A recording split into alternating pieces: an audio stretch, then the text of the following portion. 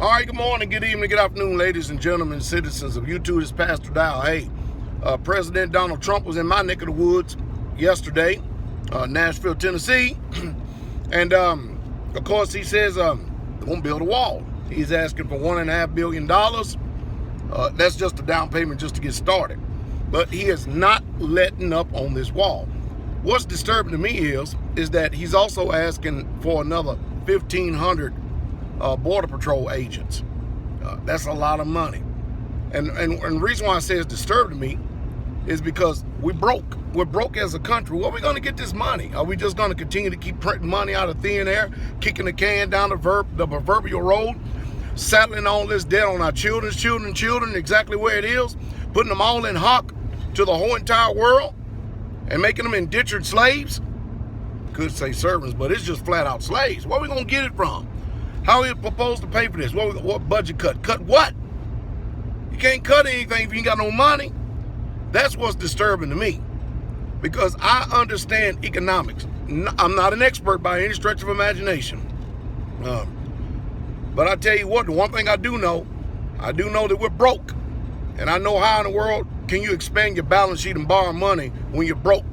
Like I said before, if I was to call up my credit card number right now, or my credit card company, and let's say I have a line of credit of $15,000 on the credit card, and all I've been doing is just paying the interest on that credit card for the last 10 years.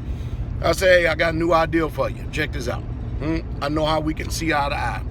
All you have to do is expand my balance sheet or expand my line of credit, $10,000. We'll move it up $25,000. What I'll do is I'll just go ahead and pay you a little bit on the principal on that. But the rest of it, I'll just go ahead and pay, little fees here and there. That's about it. You know what I mean? Come on, man. What do you think about that? What do you say? You know what they're going to say to me? They're going to call me all kind of names, all kind of hypocrites and everything else.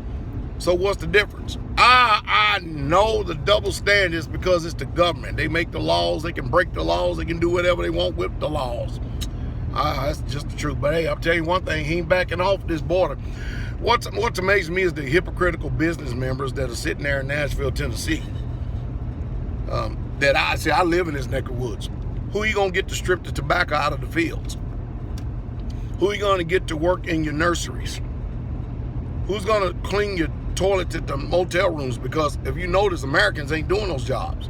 And even if they come available, what Americans are going to do them jobs today? We're too prideful as a people to do stuff like that. Who's going to do it? And then the big thing is, construction. Man, up in my neck of woods, man, these Mexicans be working.